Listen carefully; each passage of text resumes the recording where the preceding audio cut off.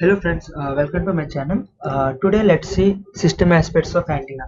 Basically in this chapter in this session we'll see why uh, what are the basic needs to characterize an antenna, which are used to study microwave communication, radar and remote sensing applications.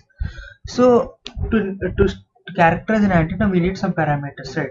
So those parameters are basically these are the few basic parameters that an antenna can be characterized. One is radiation pattern, directivity, gain, efficiency and noise characteristic.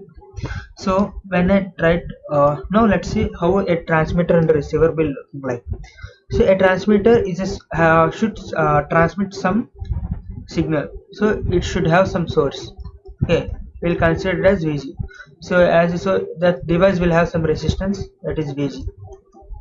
Okay, so this will be connected to an antenna. Okay, this is an antenna. Now there should be a receiver, right, to receive this signal.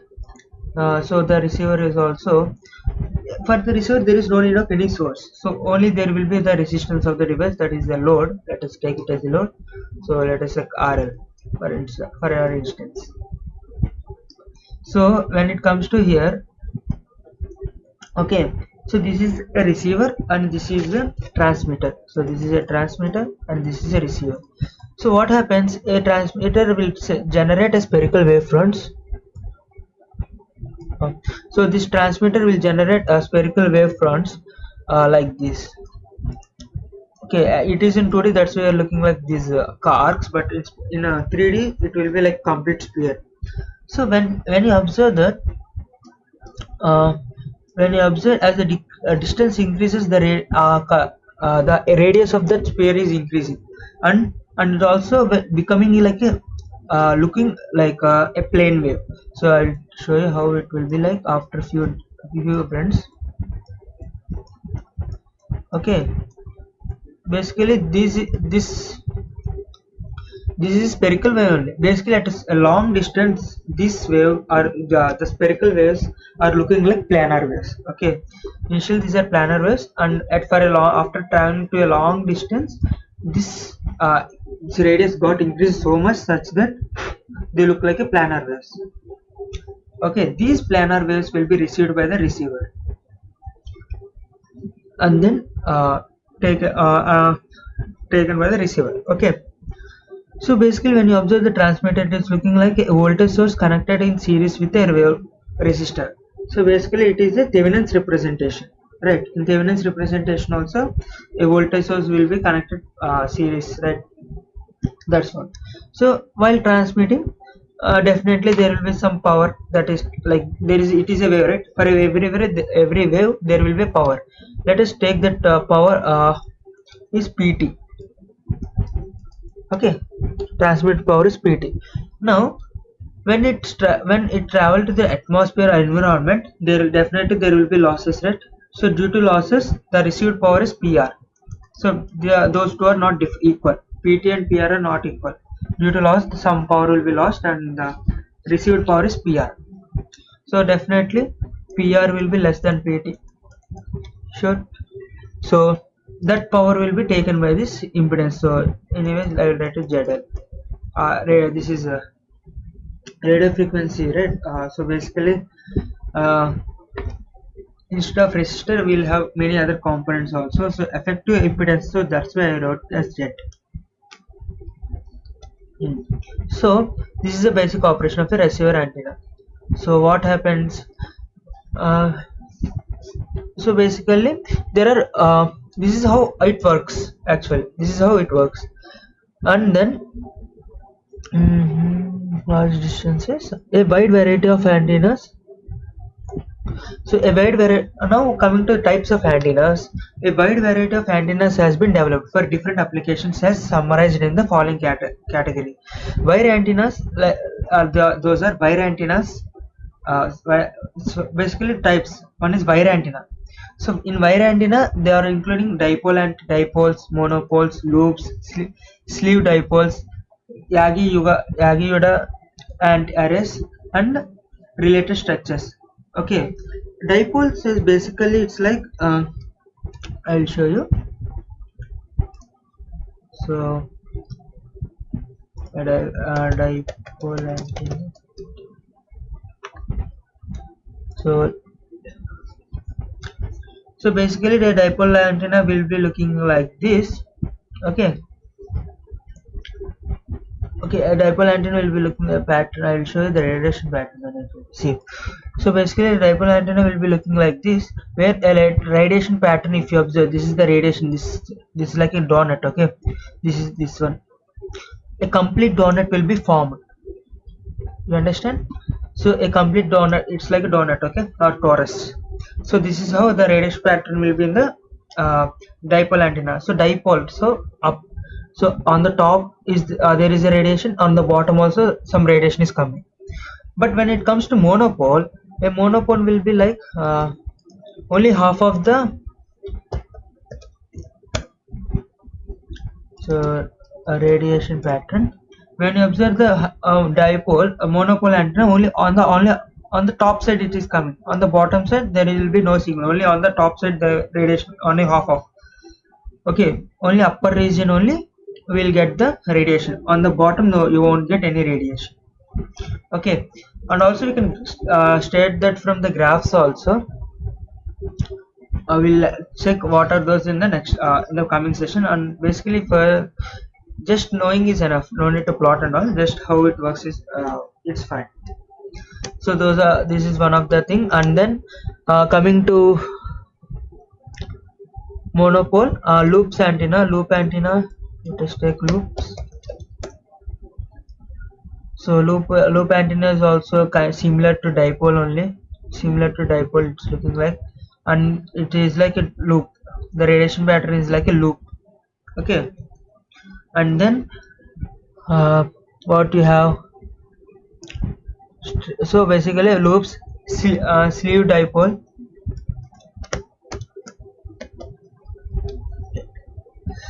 and we have sleeve dipole, right? Sleeve dipole. So see this is the radiation pattern for sleeve dipole. So basically all these will be looking to have similar similar radiation pattern only. Okay, so next is Aggie. Where is this? Sorry. So let's see it by Aggie Yuda. So next is Aggie Yuda. So Aggie Yuda radiation pattern will be like, see, I will show you how the Aggie Yuda will be looking like. So Aggie Yuda is the same, how our dish, in olden days we have with our TV antennas, right? How they will look like, they will be like a bars, they will be at particular certain distances. Okay, arranged at particular distances. There are different types, they will be separated equally, somewhere with different like separated at distances, varying distances. So all these are, all these types of antennas are called Aggie Yuda antennas.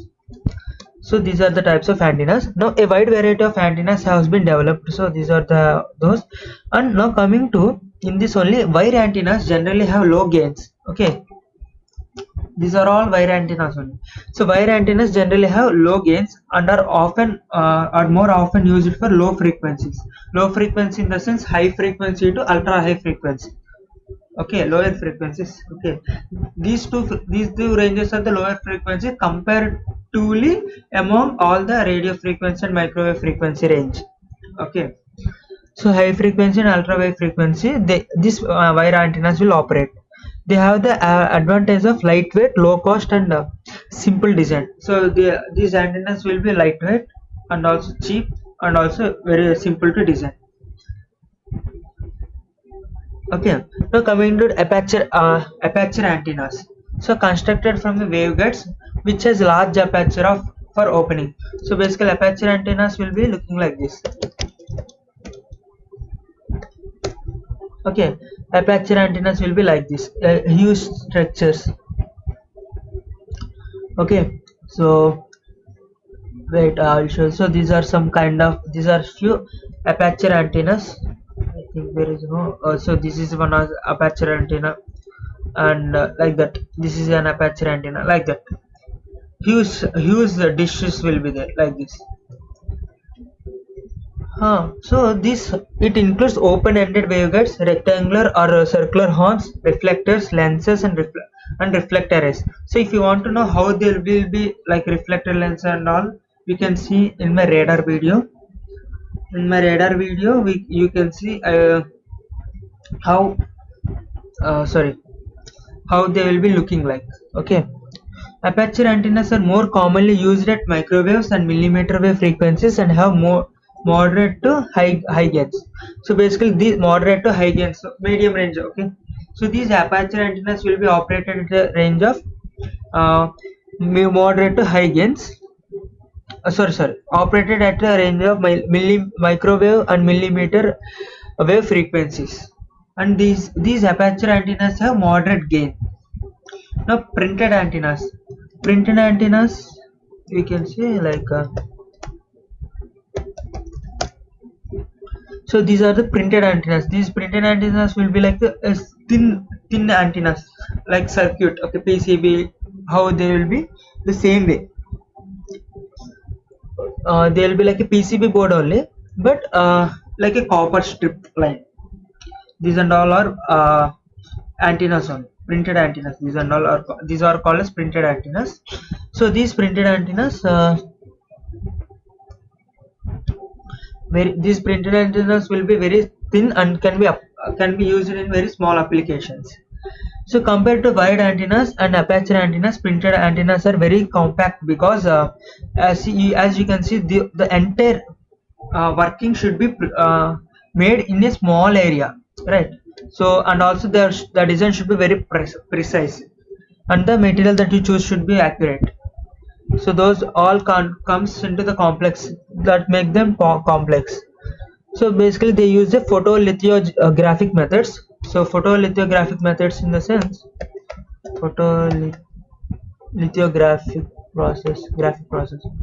So photolithographic process, you can see here, basically there will be layers of materials, okay, like different layers, and they will be having some mode, what you call, we can say like a plate which has holes. Okay, they will be placed a plate which has holes over that material.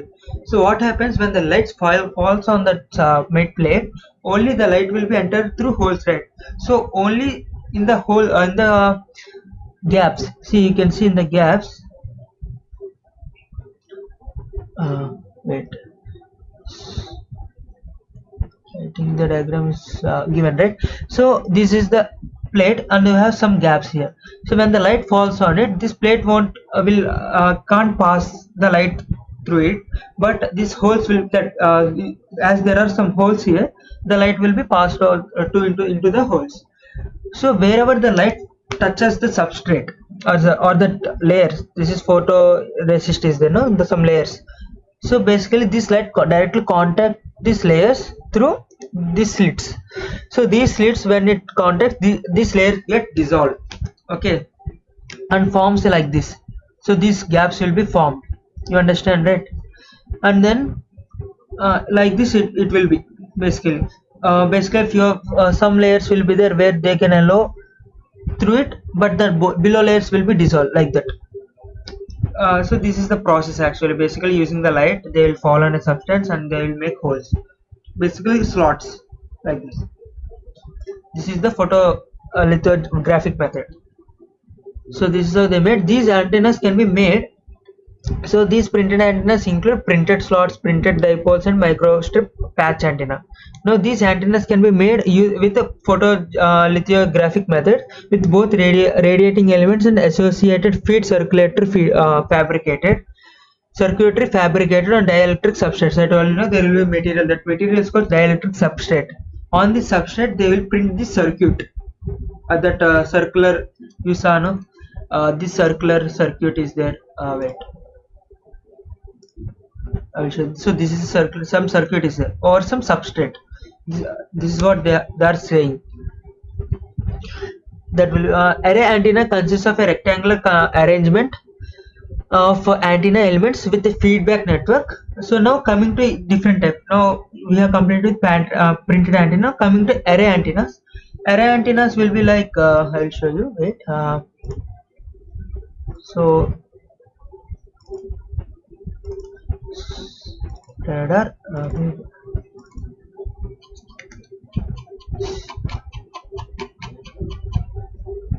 okay, array antenna. So I told you know in the radar chapter there are different types of antennas, how they will be looking like. So you can see, so this is the array antenna. So array antenna will be like, those antennas will be all will be in some separated with some distance d, and they will be connected. So these are called feeds. So basically what happens, the signal will be coming entered into this antenna, and they will be added up, summed up through this at this points, and this set will be summed up with here, and the all the resultant energy is here. Okay, the energy from here all will be summed up. This is actually parallel, because all the parallel field, we call it as parallel field, because every lines are all the signals are coming at a time parallelly into this, right? So like this. And there are other types of forming using array antennas.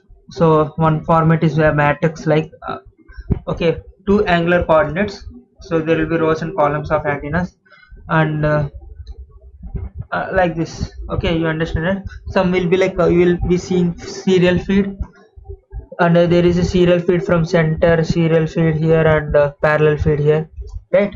These array antennas will be controlled, or will be directing, will be pointed to some direction, right? So with the help of this phase, okay, these there are some devices, they will help to make a delay. Okay, so one on each array will have different phases. Okay, each antenna will have different phase. So one has 5, one has 2 5 3 5 4 5, and if in serial phase you can have all this up with the same phase, but you think it is all same phase, but actually what happens, when entering it is 0 phase, when it passes through this it has 5 phase, when it passes to this it has 2 5 phase, 2 5 3 5 4 5. You understand, no? So basically when it comes to different when the signal comes to different antennas, the phases will be differed. That's what. So that's what we'll see in this array antennas. So next, so basically 1 minute, yeah. So now coming to the fields and power radiated by antennas. So what are the fields and power radiated by antennas? So consider an antenna located at an origin of a spherical coordinate system at a large distance. Okay, so what happens when the antenna is at a center at the origin, and we are observing at a we are observing the wave that is generated by this antenna at a larger distance. So what happens? So this one, you know, at near, where basically there are far wave, okay, far field and near field. Okay, far field in the sense the field at a distance so large. Okay, basically this is a far field, because the field, because these are all fields, right? One wave, two wave, so all the waves are there. One wave is at a so far that it is looking like a planar wave. This planar wave is called far field. Okay, basically so for that we are actually so basically we are considering for that type, not for the near field. We are assuming that we are basically we are calculating for the far field signal, far field waveform. Okay, so basically the equation for that, basically electric field vector, because electric field is a vector, so E bar is equals to r comma theta comma phi. Okay, basically r comma theta comma phi, where the equation for this equation is written in spherical coordinate system, that means r theta phi. Okay, actually rectangle means x comma y comma z. In the same way, spherical coordinates it is r comma theta comma phi. So the equation for electric field is written like this. So let's see what are the each terms denote. So first E bar is the electric field vector, that's why bar, and theta cap and phi cap are the unit vectors in spherical coordinate system. Okay, and r is the radial distance from the origin. This r, radial distance from the origin. Now coming to k0 is the 2 pi by lambda, where it is called free space propagation constant. K0 is 2 pi by lambda and it is called free space propagation constant. And lambda is the c by f, that is wavelength. And here you can see some two functions, that is f theta of theta comma 0, theta comma phi, and f phi of theta comma phi. These fields are called, these functions are actually pattern functions. So these pattern functions determine how the radiation pattern will be looking for a particular antenna. So that's why, so electric field propagates in a radial direction with a phase varying. So we can see this angular, so this electric field is having a term e power minus j theta, e power j k naught r, right? So basically this is like similar to e power j theta. So when something having a term e power j theta, that means that function has, or the vector has the phase theta. So here with a phase of k naught r, okay, minus k naught r. So that's what he is telling. So basically this vector will vary with respect to this phase, right? And also it is and also it has an amplitude of 1 by r. It is actually this by r, no, when it comes to from 1 by r into this with a phase of e power minus j k naught r, like that. Here 1 by r is the amplitude for this. So the unit for electric field is what? V by m, volts per meter. So till there we finish. Now coming to the electric field may be polarized in either the theta phi or phi bar direction, but not in radial direction. Since there is a TEM wave, that means transverse electromagnetic wave, the magnetic field associated with the electric field. So basically, since these waves are transverse electromagnetic waves, so both electric field will be there and magnetic field will be there. Okay, so both electric field will be there and magnetic field will be there. Where so we already found what is an electric field in the above equation. Now we are writing what is the magnetic field. So magnetic field will also be, basically it is a vector, that means in both it will be in different directions. So basically the directions here are theta and phi, right? So electric field in theta direction and electric field in phi direction, that is E theta and E phi. Now the same way in the magnetic field also will be in two directions, that is theta and phi. So what is phi? H phi is the magnetic field along phi direction is E theta by eta naught. Okay, and H theta is minus E phi by eta naught, where eta naught is 377 ohms. Remember that 377 ohms constant. The wave impedance of free space, that is called eta naught is called the wave impedance of free space. There is one more concept called Poynting vector of this wave. Poynting vector is like S bar is equals to E bar cross H bar conjugate. So when you cross, okay, it is a cross product, dot product, cross product. There, this is the cross product. So E bar cross H bar conjugate.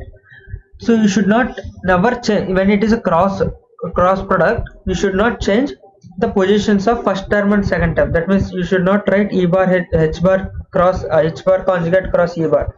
Always when it is a cross product, we should write in order, fixed order. E bar cross H bar conjugate. The units of Poynting vector is watts per meter square. And the bar, okay, next the time average Poynting vector. So the time average Poynting vector is S average whole bar, S average bar, that is the half of real part of S bar. Okay, that's what S bar is, in the sense it is E bar cross H bar conjugate, right? That's what we wrote here. The far field distance of an antenna, far field I told you, no, far field in the sense this, the distance at which the spherical wave is looking like a planar wave, like this. The distance where the spherical wave front radiated by this is looking like a planar waveform. That's what is called far field. So basically, to find the distance where it is, that is denoted by the far field, will the range of far field or the far field distance is denoted by RFF, where RFF is equals to 2d square lambda meters. So what is d? D is called maximum dimensional, okay, of antenna. So this is a formula for RFF is equal to 2d square by lambda square. Now coming to radiation intensity U theta comma phi of a radiated electromagnetic field. So basically when you observe in the radiation will be in 3D dimensional space, right? So basically when it comes to 3D dimension, there is a new term called, for actually in 2D what you will call an angle between two lines or something, or arc cross section is theta, right? This is a normal angle on. Okay, that is like this. Okay, but when it comes to like when you try to let us take an example. So let us take an example of eatables like pizza. I have ordered a pizza and I have ordered an ice cream scoop. Let us assume it is like spherical. Okay, wait, okay.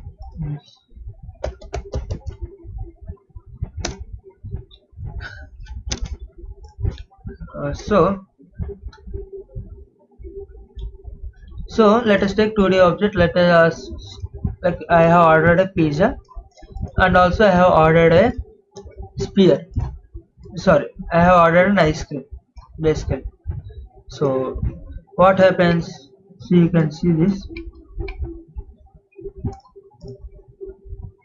So this is a sphere, right? So what happens? I have cut. I have made a wait. I have made this a part pizza. I have cut and with an angle theta. Okay, this is in 2D, right?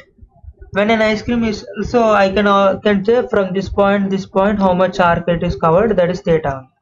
But when it comes to 3D objects, when I try to take a part of this, okay, I'll change the color to red to observe clearly. When I take a scoop or I have taken a spoon and take it some portion of this ice cream, what happens? You still will be that the portion will be in 3D You understand it? When you take a spoon and take a ice cream and just take a spoon of it, so that ice cream that you take will be in also a 3D object only. So a portion is like, so when it comes to here, wait. So when it comes to here, I will show you that when it comes to there will be solid angle. Okay, here it is plane, that's why theta. But when it comes to 3D objects, we will call that as solid angle. Solid angle. Okay. So to get a clear idea what is solid angle, you can see solid angle.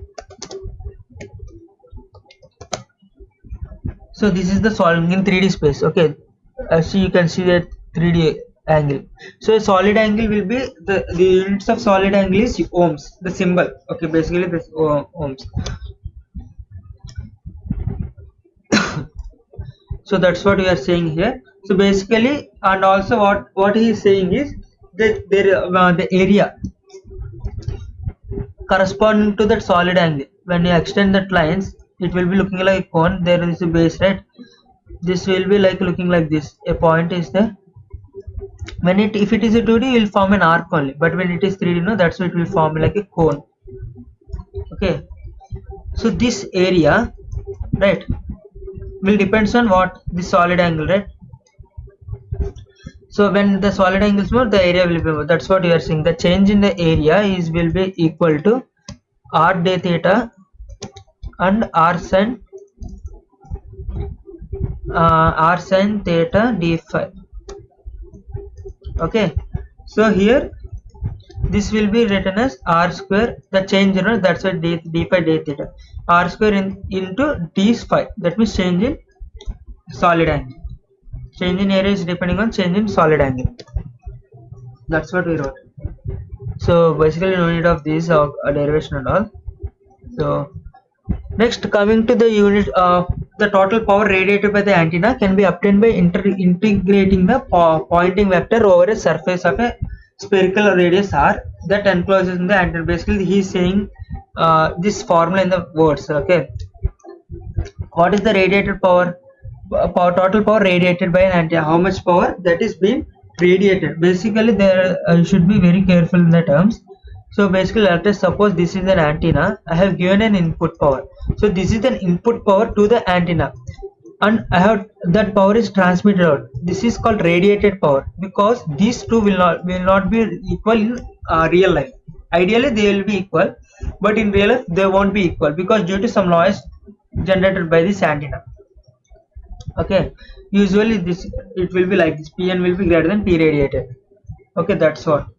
When the input power that is fed into this antenna and the output power fed out of the antenna is the output power that is coming out of the antenna is P radiated. Output, the power that is given into the antenna is called Pin, input power. So that is the that's what is radiated power. The radiated power is like integral phi is equal 0 to 2 pi 0 to pi s bar average into this. Okay, here we can see a term called this, right? S bar average into R square, R cap R square. So basically that term is actually called U of theta comma phi. So what is U of theta comma phi? That is the radiation intensity. We denote radiation intensity as U. So it is in spherical coordinates. That's why theta comma phi. So thank you for watching till now. We'll see what is the antenna pattern antenna pattern characteristics in the next video.